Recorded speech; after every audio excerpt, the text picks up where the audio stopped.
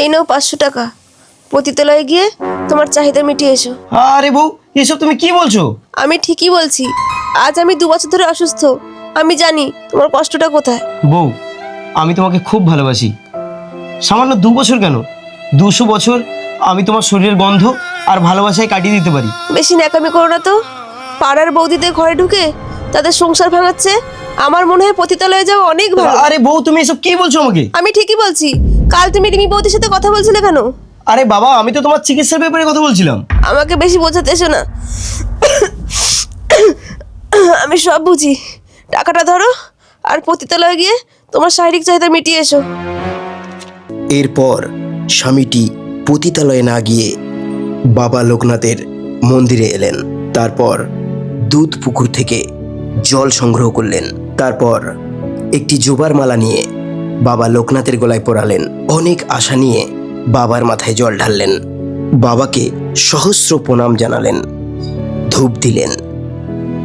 এমনকি বইয়ের আরোগ্য কামনায় এক বিশাল বটবৃক্ষে মানত করলেন। শিউলি, শিউলি, আরে তুমি কখন এলে? এই তো এইমাত্র এলাম।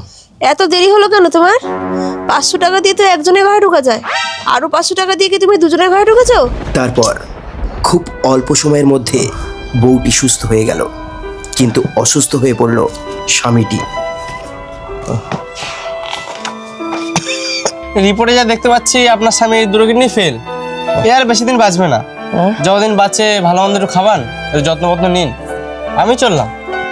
তারপর ডাক্তারটি চলে গেলেন। এই দেখো, আমি চলে যাচ্ছি বাবার বাড়ি।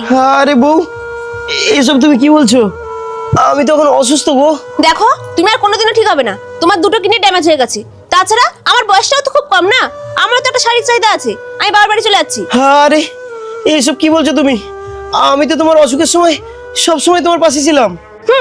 তার জন্য তো তোমার টাকা দিয়েছি, পারমিশন দিয়েছি। পতিতালয়ে গিয়ে তো তুমি তোমার শারীরিক চাহিদা মিটিয়েছো। এই শোনো, আমার না বেশি বকতে ভালো লাগছে না, আমি চললাম।